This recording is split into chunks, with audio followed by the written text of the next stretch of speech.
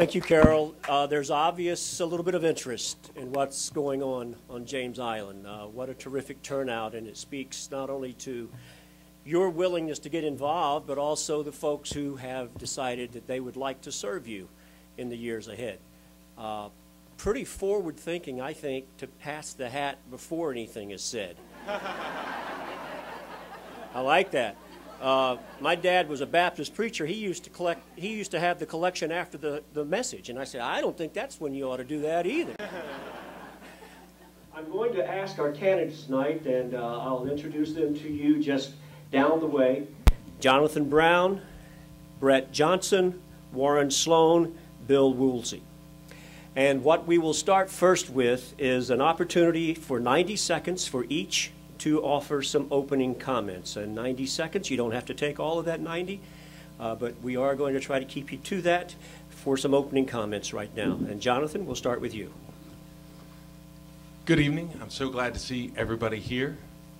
Every time I tell people that I know that I'm running for mayor of the town of James Island, they say, why the heck are you doing that? Well, this island is very dear to me. This is home. This is where I was brought home from the hospital in swaddling clothes to James Island.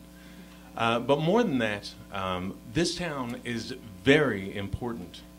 I don't know if you know this, but we're having about 20,000 people in our town. We're the same size as Aiken, the same size as Myrtle Beach. We're double the size of Beaufort, double the size of Orangeburg. This is a big city in South Carolina terms. We're the 17th biggest out of 270 municipalities in South Carolina. So this is a really important position that we're running for, and I think it needs to be taken very seriously. Now, you're going to hear a lot of similar ideas from we four candidates tonight, and I think it's important that you concentrate on what our professional reputation is, and who has the best vision for the future of James Island.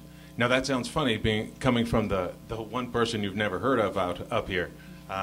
But I don't own a restaurant that has a big sign in front of you, and I've never run for Congress, and I don't own a property management agency on the island.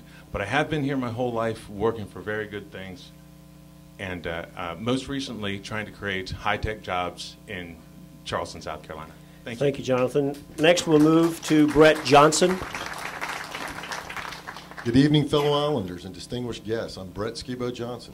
I went to kindergarten, grade school, middle school, and high school, all here on James Island. Upon graduating from high school, I took a job with Pearlstein Distributors and began working my way up the corporate ladder for 21 years. I left that job to pursue a dream and become a restaurateur. I decided to run for mayor back in 2006 and spoke to voters about staying away from those with hidden agendas and running a non-transparent government.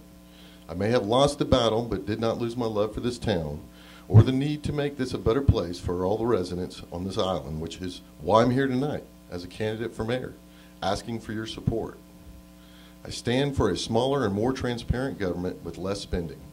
I believe in protecting the safety and quality of our life for our citizens and building better relations with the county of Charleston that has slowly been chiseled away over the last 4 years.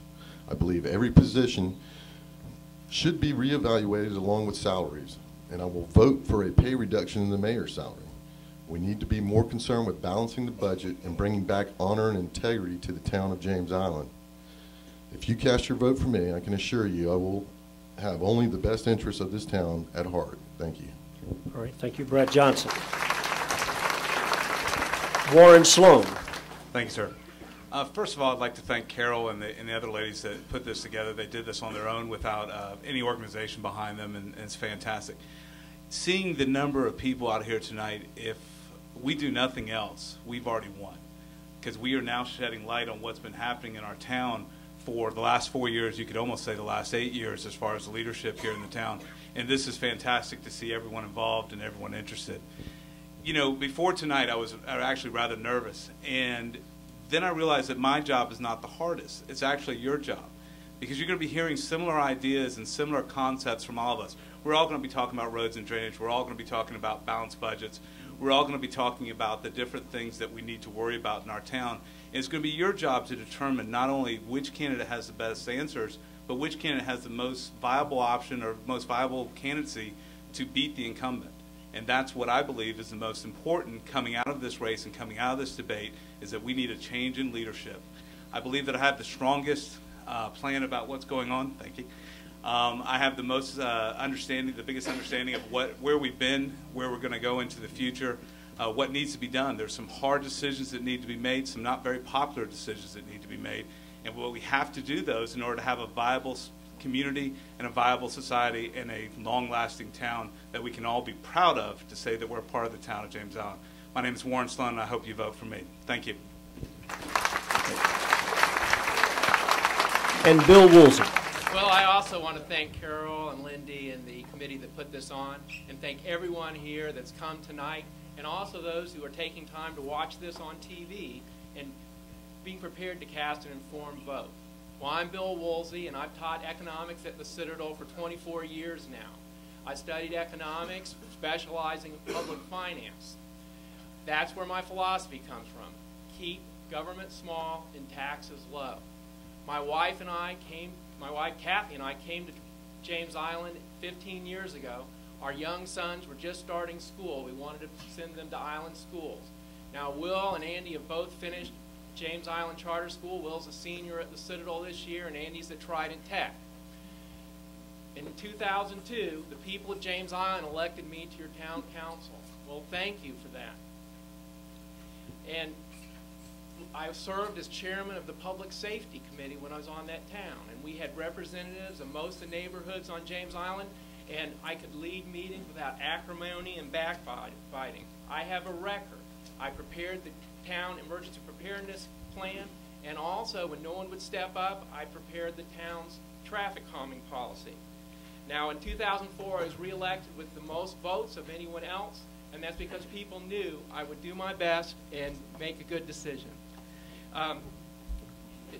In 2002, the Supreme Court abolished our town. Well, the last 5 years I've served out. I'm sorry. All right. Thank you, Bill. If you'll pass that mic back down.